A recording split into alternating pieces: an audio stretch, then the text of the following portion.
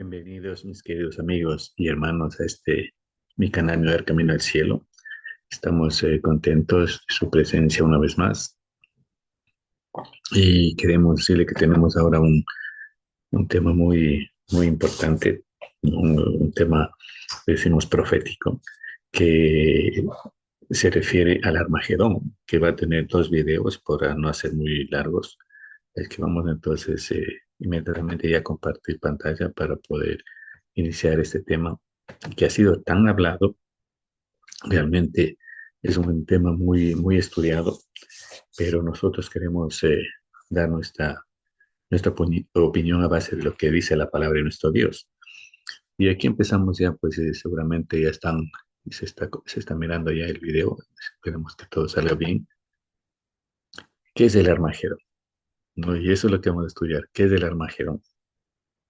Tenemos una cita muy extensa, pero tal vez no necesitamos leerle todo. Dice, todo el mundo estará de un lado o del otro del asunto en litigio. Tendrá lugar la batalla del Armagedón y ese día no debe encontrar a ninguno de nosotros durmiendo. Eso básicamente, ¿no? Viene este tremenda guerra, como yo le digo, que tiene dos batallas y que nosotros no podemos estar durmiendo en este asunto. Tenemos que saber, conocer las cosas que Dios nos quiere presentar. Dice, toda alma viviente debe ahora decidir de qué lado estará en esta contienda.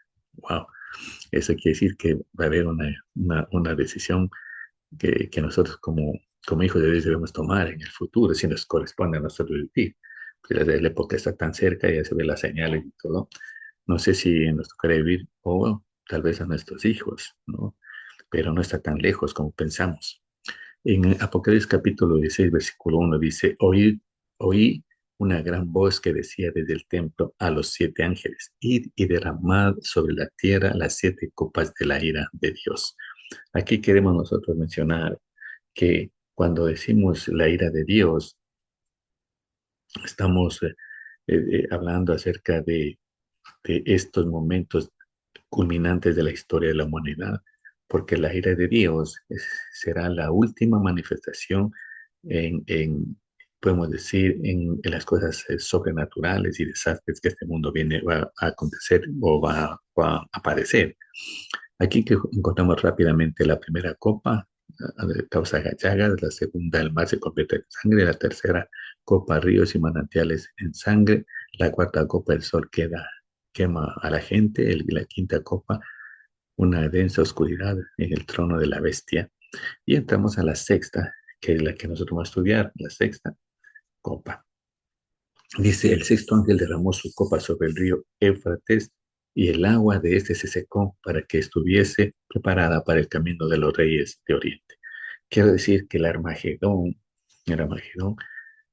está mencionado en tres partes de la Biblia. Podemos mencionar, la primera está en Apocalipsis 6:12. El sexto ángel derrama la copa y este sexto ángel es el que prepara el escenario para la batalla del Armagedón, ¿no? Prepara el escenario y eso vamos a empezar a estudiar, la preparación para el escenario del Armagedón. Aquí está el Armagedón, el famoso Armagedón, si es simbólico, batallas con armas nucleares hoy actualmente, o es espiritual. Vamos a leer, vamos a aprender hoy de esto. Dice, solo hay una parte donde que se habla de Armagedón y está en capítulo 16 y el verso 16 de la palabra de nuestro Dios. Y los reunió en el lugar que en hebreo se llama Armagedón. Qué curioso que dice que en hebreo se llama Armagedón, como da un énfasis, porque el nombre es muy interesante, muy importante. Miren, vamos, Armagedón aparece en Apocalipsis 26 y 16, como he mencionado, donde se menciona como el lugar donde los reyes de la tierra se reúnen para la batalla del gran día del Dios Todopoderoso. La palabra proviene del hebreo Har Megiddo. Armagedón proviene de la palabra Har Megiddo, que significa monte de Megiddo o montaña de Megiddo. No es tan toda una montaña literal, pues es porque es un valle y es un símbolo profético que dice cargado de historia bíblica este lugar. Ahora, aquí empezamos con las dificultades, porque el Megiddo, ¿no? O el valle de Megiddo, o perdón, el monte de Megiddo, o el Armagedón, que proviene de, nos lleva a Megiddo, pero Megiddo es un monte, no es un valle, ¿no? Aquí empezamos de primera dificultad. Megiddo es un monte, no es un valle. Y aquí está la palabra Megiddo. Dice, reencuentro, la palabra Megiddo proviene del Strong 14:13, que quiere decir reencuentro. Megiddo, un lugar en Palestina. Es un lugar de Palestina. Megiddo es un lugar que quiere decir reencuentro. Qué interesante que este lugar quiere decir reencuentro. Dice en Zacarías capítulo 12, versículo 11, dice, en aquel día habrá gran llanto en Jerusalén, como el llanto de Hadadrimón en el valle de Megiddo. Valle de Megiddo, aquí encontramos. Por eso decimos que ya el nombre nos causa dificultad. Y podemos nosotros decir que ya con el nombre, que Megiddo o Armagedón significa Megiddo, que es el monte de Megiddo, mientras que cuando vamos a localizarle este lugar, no es un monte, es un valle. Lo que tal vez ya nos da un inicio de que es simbólico y no literal. Sigamos adelante. Aquí encontramos nosotros la ubicación, ¿no? De Megiddo, ¿no? De este valle de Megiddo, que está al norte de Israel. Aquí tenemos el valle, y ahí está ubicado el valle de Jezreel, muy conocido, muy famoso, porque ha habido muchas batallas ahí, en la parte del monte Tabor, que está al norte de Israel. Muy bien, perdón, se me... Ok, pues vamos a ver esta ubicación en el mapa. Aquí encontramos, esperamos que sea bien, permítame hacerlo un poco más pequeño para que podamos verle correctamente. Ahí tal vez podemos verle un poco más. Ahí sí, ahí le podemos mirar. Miren lo que aquí está, ahí está el monte, ¿no? La parte que estamos mirando aquí, la parte que estamos mirando aquí es toda esta parte es del norte de Israel, porque hay que recordarle que Israel se dividió en dos, en el norte y en el sur, ¿no? El norte con Samaria, el sur como con Judea. Ahora, esta parte del norte, aquí estamos mencionando eh, el lugar, Megiddo, ¿no? El que dice la Biblia. Megiddo está ubicado entonces cerca del mar Mediterráneo, cerca del Monte Carmelo, muy significativo para nosotros, el Carmelo que pasó Elías, ¿se acuerdan? Elías allí aconteció esa lucha con los sacerdotes de Baal. Aquí está el Monte Tabor, ¿no? Gilboa, y aquí algunos Magdala, Galilea, muy conocidos, el lugar donde Jesús caminó. Este sitio aquí encontramos Megiddo, y aquí está el valle de Jezreel, un valle. Y aquí está la ubicación que la Biblia nos dice, donde que menciona Apocalipsis, ¿no? Armagedón, de que va a acontecer Armagedón. Muchos creen que va a ser una guerra literal, pero ya el nombre nos indica que no va a ser tan literal, ¿no? Este lugar. Bien, vamos a subir un poco para que todo se vea bien. Ok. Entonces, Megiddo fue escenario de grandes batallas bíblicas. Débora y Barak, Josías, Gedeón. O sea, era muy conocido en batallas, ¿no? Por las batallas que se presentaban. Sigamos adelante. Dice aquí, ¿es una guerra literal o simbólica? Ya con el nombre nos hemos dado un poquito cuenta de que es simbólica, porque no concuerdo, ¿no? El monte con el valle. Es principalmente una guerra espiritual, no necesariamente una guerra militar moderna. El Armagedón representa el conflicto final entre Dios y las fuerzas del mal, ¿no? Las fuerzas del mal identificadas como dragón, la bestia y el falso profeta, que vamos a ver más adelante. El clima del engaño mundial, el clímax del engaño mundial y la oposición a Cristo. Eso significa también la última confrontación entre los reinos humanos rebeldes y el reino de Dios. Es la última confrontación, no habrá más.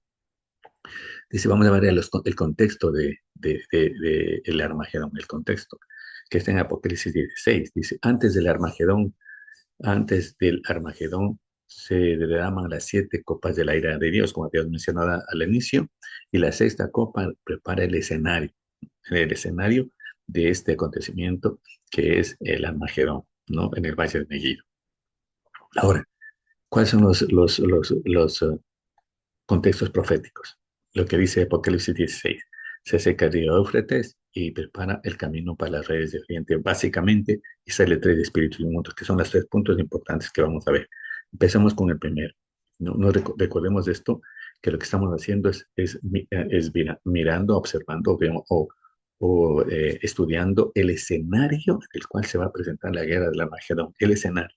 Es como si estuviéramos preparando el escenario para una obra, ¿no? El escenario. Y el primer punto que se va a realizar aquí es el secamiento del Éufrates. Se seca el Éufrates. ¿Qué significa Éufrates? ¿No? En esto de la profecía. ¿Qué significado tiene el río Éufrates? Porque dice que se secará el río Éufrates, ¿no? En el sexto ángel derramó y se secará el río Éufrates. ¿Cuál sentido profético tiene? Comencemos con Éufrates, que se secó. La palabra Éufrates se dice Perat. Hay que recordar que el hebreo bíblico no es el mismo el hebreo que se habla hoy en Israel. No pocas diferencias, hay muchas diferencias, ¿no? A veces en la pronunciación, ¿no? Y en el escrito también. Así es que se dice perat, dice de una raíz que no se usa, que quiere decir abrirse paso. Qué interesante, abrirse paso. Es un río al este, ¿no? Es un río al este de Israel, Éufrates, ¿no? Y también importante al este, que vamos a ver más adelante. ¿Qué significa esto, río Éufrates seco? Ahora, literalmente eso pasó.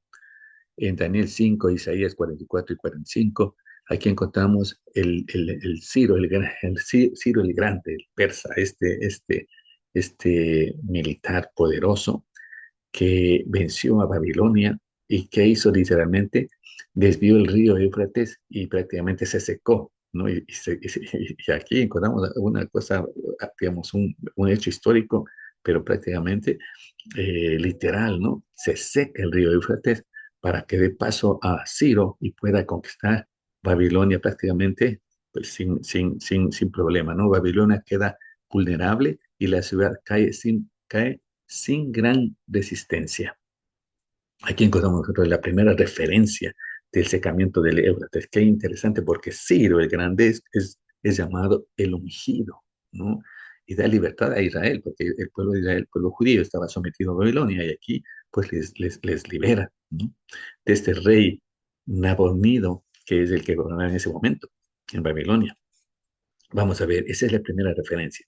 Ahora, en Apocalipsis capítulo 14, versículo 8, otro ángel le siguió diciendo, ha caído Babilonia, la gran ciudad, porque ha hecho beber de todas las naciones del vino del furor de su fornicación, todas las naciones. Y aquí encontramos a Babilonia también, ¿no? Porque ahí en Ciro, el Pesar en Babilonia, pues entra con el río seco para conquistar Babilonia. Aquí también encontramos el término Babilonia, pero ya no es Babilonia literal, porque Babilonia literal ya había caído. Aquí en Apocalipsis hablamos de un Babilonia espiritual. Este Babilonia espiritual, podemos decir, es, es eh, el escenario final en el cual pues un poder religioso será y compartirá y comparte hoy, podemos decir, el vino de su fornicación. Cuando hablamos de eso, se refiere a sus doctrinas contaminadas que difunden a todo el mundo, ¿no? Cuando este poder, ¿no? Aquí mencionado como Babilonia, este poder que comparte sus doctrinas a todas partes del mundo, sus doctrinas equivocadas, cuando este poder cae, entonces también hay una referencia a el secamiento del río Éufrates, porque no se olviden que el río Éufrates se seca para dar paso a los reyes de Oriente, que más adelante vamos a ver a quiénes se refiere. Entonces aquí encontramos la segunda. Literalmente en Ciro, proféticamente aquí en Apocalipsis 14, cuando la Babilonia se seca, se cae Babilonia, este poder religioso cae. Vamos al tercero, ¿no? La tercera de lo que significa que el río Éufrates se seca. En Génesis 15, 18, en aquel día hizo Jehová un pacto con Abraham diciendo, a tu descendencia daré esta tierra, y desde el río de Egipto hasta el río grande, el río Éufrates. Vamos a leer otra vez. En aquel día hizo Jehová un pacto con Abraham diciendo, a tu descendencia daré esta tierra, desde el río de Egipto hasta el río grande, el río Éufrates. Aquí encontramos nosotros los límites, ¿no? Las fronteras, podemos decir, en el cual Dios le promete a Abraham recibir ¿no? Hace un pacto con Abraham, te voy a dar esta tierra. Y aquí encontramos nosotros el diagrama de esta tierra. Ahí está, esta es la tierra que Dios le da a Abraham. Le promete Dios a Abraham desde Egipto hasta el río Éufrates, ¿no? Y el río Éufrates está al este, que equivale al oriente, ¿no? El punto cardinal de este equivale al oriente. Es importante esto porque Ciro entra también del oriente, del este, entra a Babilonia, Ciro. Así es que aquí está entonces el territorio que Dios promete a Abraham, ¿no? ¿Y se cumplió esa promesa? Claro que se cumplió esa promesa. Vamos a ver lo que dice en Segunda de Crónicas 9:26. Y tuvo dominio sobre todos los reyes, desde el Éufrates hasta la tierra de los filisteos y hasta la frontera de Egipto. Esta de Segunda de Crónicas se refiere a Salomón. Salomón es el que tuvo realmente por recibir esta promesa, aunque no fue largo tiempo de su gobierno en todo este territorio, pero la Biblia lo dice, y tuvo el dominio sobre todos los reyes desde Éufrates hasta Egipto, como Dios le prometió a Abraham. No, como Dios le prometió a Abraham, se hizo una realidad. Miren ahora esta promesa, y ahí es lo que nosotros, como se llama, podemos conectar con el secamiento del río Éufrates, porque aquí, si nosotros vemos el límite de la tierra prometida a Abraham, es el río Éufrates, ¿no?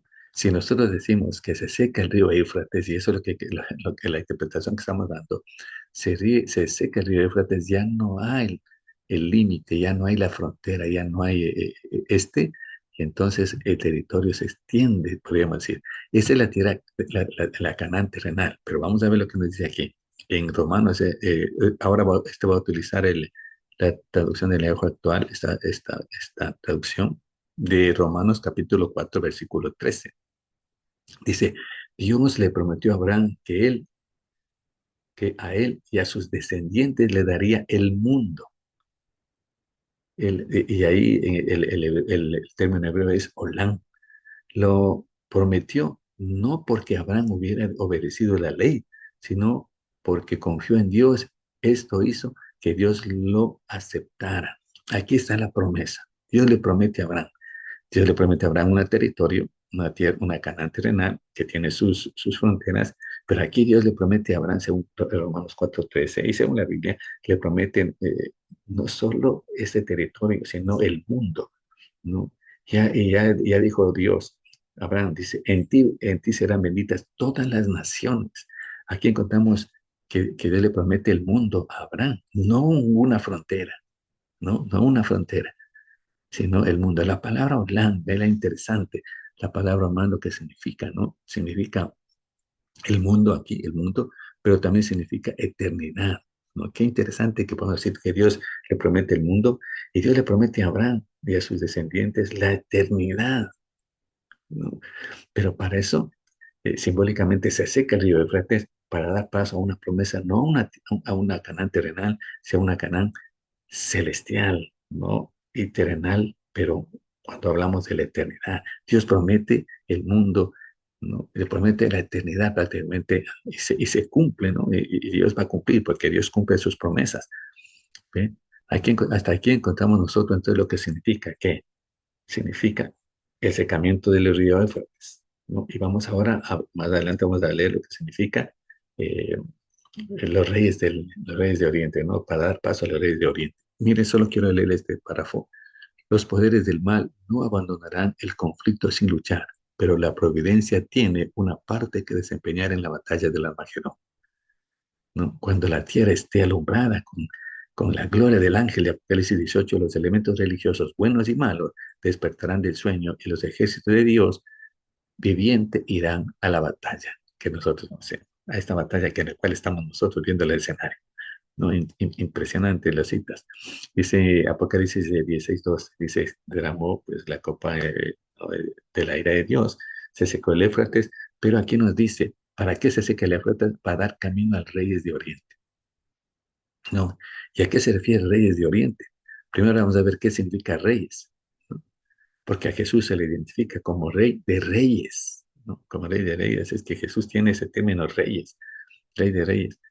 Vamos a identificar los reyes. Dice rey, se dice Melech, ¿no? Melech, y viene del Strong 4427, que significa rey y príncipe, ¿no? Rey. Así es que rey, eso está pues indiscutible, no se puede ahondar más en este término. Vamos a Oriente. Mire, el Oriente sí, el término Oriente, porque reyes de Oriente. ¿Qué significa reyes de Oriente? Aparentemente vienen de Oriente, pero la palabra Oriente en hebreo es el término Keden. Aquí está, Keden. ¿Qué significa Keden? Significa cosas muy interesantes. Significa eterno y significa el lado oriental. Aquí estoy señalando el lado oriental, pero también significa eterno, ¿no? Significa eterno, antigüedad. ¿No? Así es que eso también significa oriente, Keren, ¿no? Que significa eternidad, significa el lado oriental, pero también significa el principio, ¿no? Y vamos a ver por qué ponemos esto, eternidad de principio. Miren, vamos con eso a identificar reyes de Oriente, los reyes, ¿no? Dice en Miqueas capítulo 5, versículo 2, pero tú, Belén Efrata, pequeña para estar entre las familias de Judá, de ti me saldrá el que será Señor en Israel, y sus salidas son desde el principio, desde los días de la eternidad. La palabra aquí, sabemos nosotros que Miqueas 5:2 se refiere a donde nació Jesús, y dice, las salidas son desde el principio, desde el Queden, la palabra principio. Aquí tenemos nosotros el término Israel, el versículo de Israel, y aquí está Queden, ¿no? Identificando a Jesús, ¿no? Porque Jesús viene desde tiempos remotos, Jesús no nació en María, Jesús ya existió antes, entonces a esa se refiere la eternidad de Cristo, de Jesús. Entonces, aquí con esto podemos nosotros identificar ya a los reyes de Oriente. Es un rey y Oriente significa también a Jesús. Jesús se refiere. Entonces, quiere decir que el río Éufrates se seca para dar paso a quién? A Jesús, la venida de Cristo. Sigamos adelante. Dice, porque como el relámpago que sale del oriente y se muestra hasta el occidente, así será también la venida del Hijo de Dios. Porque como el relámpago que sale de qué? Del oriente, ¿no? Sale del oriente y ahí no se olviden que el río Éufrates está en el oriente, ¿no? Y estamos hablando de la venida de Jesús. Quiere decir que el río Éufrates se seca para que no haya frontera de un territorio, de una canal terrenal, sino de una canal más extensa al mundo y la eternidad, ¿no? Y ese se refiere, es el secamiento de río Éufrates, y da paso a la venida de Jesús, ¿no? Que viene como dice, viene de oriente hacia el occidente. Este, este territorio que Dios le dio a Abraham, que aproximadamente el territorio o la Canaán terrenal, que se hizo una realidad con Salomón, tenía aproximadamente 45 a 60 mil millas cuadradas, pero la promesa de Dios no son millas cuadradas, más o menos 170 mil kilómetros cuadrados, no, se refiere a todo el mundo, ¿no? Esa es la promesa de nuestro Dios. Vamos a continuar, dice. Sigamos. Ya hemos visto entonces el Éufrates, hemos visto los reyes de Oriente y ahora vamos a ver lo siguiente, dice. Y vi salir, Apocalipsis 16, 13 y 14, y vi salir de la boca del dragón, de la boca de la bestia y de la boca del falso profeta, tres espíritus inmundos de manera de ranas, pues son espíritus demonios que hacen señales y van a los reyes de la tierra y en todo el mundo para reunirnos a la batalla, de aquel gran día del Dios Todopoderoso, a la batalla. Dice, vi salir de la boca del dragón.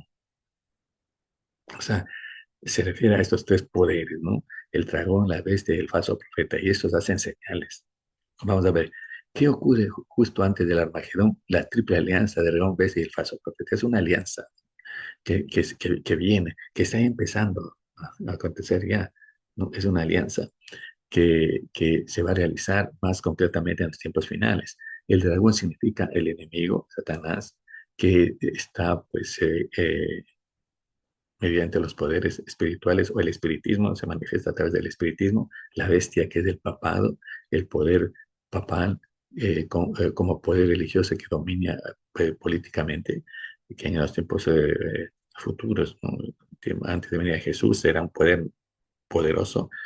El falso profeta, que es los Estados Unidos, que forma una imagen de la bestia, ¿no? Y que es la mano que tiene el poder para obligar a los seres humanos a tomar una decisión. Habíamos leído, ¿no? Los versos que nosotros debemos tomar una decisión, o estamos de este lado o estamos del otro. Y este falso profeta que está identificado en los Estados Unidos y como los protestantes que no están conforme a la palabra de Dios o el protestantismo apóstata, este entonces es el poder que, eh, que hará, ¿no? Que la bestia tenga autoridad. Estos tres poderes se unen para imponer la marca de la bestia, una legislación global de adoración falsa. Y aquí encontramos la marca de la bestia, ¿no? Que en el futuro va a ser una obligación. Vamos a ver lo que dice dentro de los últimos días. Tremenda esta cita. Cuando el protestantismo extienda la mano a través del abismo para asir la mano del poder romano, cuando se incline por encima del abismo para darse la mano con el espiritismo, cuando bajo la influencia de esta triple unión, nuestro país, o sea, está hablando del país, bueno, Estados Unidos, nuestro país repudie todo principio de su constitución como gobierno protestante y republicano y haga provisión para la propagación de las mentiras y seducciones papales, entonces sabremos que ha llegado el tiempo en que se verá la asombrosa obra de Satanás y que el fin está cerca. Cuando esta triple unión, ¿no? Ejerza el poder en la Constitución americana, la libertad de religión, la libertad de expresión y todo esto, imponga, pues es simple, ¿no? Lo que se impone aquí en Estados Unidos, tarde o temprano se va extendiendo a todo el mundo. Y dice, las escrituras enseñan que el papado reconquistará su pérdida supremacía y que volverá a encenderse los fuegos de la persecución mediante las concesiones contemporarizadoras del así llamado mundo protestante. En este tiempo el peligro podremos resistir. En este tiempo de peligro podremos resistir únicamente en la medida en que tengamos la verdad y el poder de Dios. Enseña que habrá un poder, una supremacía, que tal vez hoy está un poco menos, pero llegará un momento en que volverá a encenderse, dice, los juegos de persecución cuando tenga ese poder. Ese es el gran peligro. Ahora, si volvemos a leer Apocalipsis capítulo 16, versículo 13, dice que estas tres poderes, ¿no? Que ya hemos identificado, hacen señales. ¿Y qué señales? Y lo importante es esto de las señales, ¿no? Dice, hace señales. ¿Cuáles son las señales? Apocalipsis 13, 17. Y que ninguno pudiera comprar ni vender, sino el que tuviese la marca o el nombre de la bestia o el número de su nombre. Hermano, estas señales de poder que puedan impedir comprar y vender cuando la venta y la compra y la venta es libre hoy, pero tendrá tanto poder, pero tendrá tanto poder que pues impedirá comprar y vender. Solo aquellos que tengan la marca podrán ejercer este comercio. En 2 de Tesalonicenses 2, del verso 8 al 10, dice, entonces se manifestará aquel inicuo a quien el Señor matará con el espíritu de su boca y destruirá con el resplandor de su venida. Inicuo, cuyo advenimiento es por obra de Satanás, con gran poder y señales y prodigios mentirosos y con todo engaño de iniquidad para los que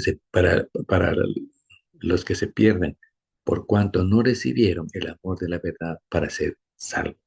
Aquí, a estas alturas proféticas, dice, surge un ser, ¿no? Dice que tiene un resplandor, no, tremendo,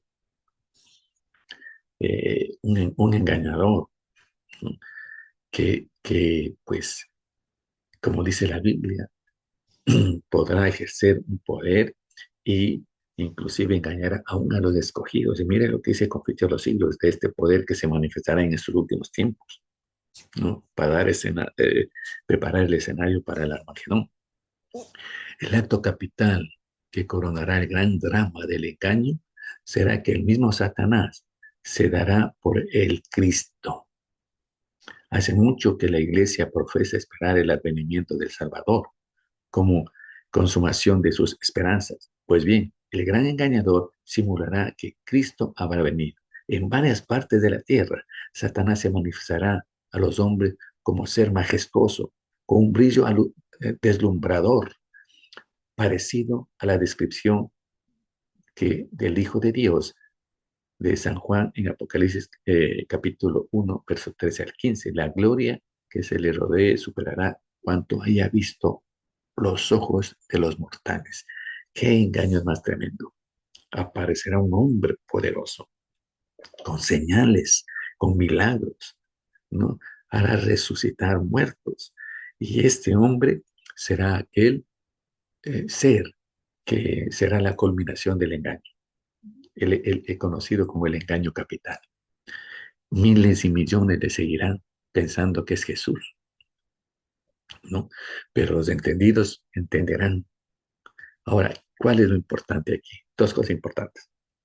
Te quedarás con Cristo, con el sábado, con el sello de Dios y la fidelidad a los 10 mandamientos de la fe de Jesús, o con Babilonia, con el domingo, el día del Señor, con una autoridad humana sobre la divina. Hay dos posturas en los tiempos finales. Habrá dos posturas en los tiempos finales. ¿Cómo termina esta primera batalla del Armagedón? Y aquí estamos terminando este video. ¿Cómo termina esta primera batalla? Quiero decirles que próximamente vamos a poner la segunda batalla, ¿no? Porque esta guerra, ¿no? Entre el bien y el mal tiene dos batallas. La primera, el Armagedón, y la segunda que vamos a, a tener en estudio más adelante. Terminamos con lo siguiente.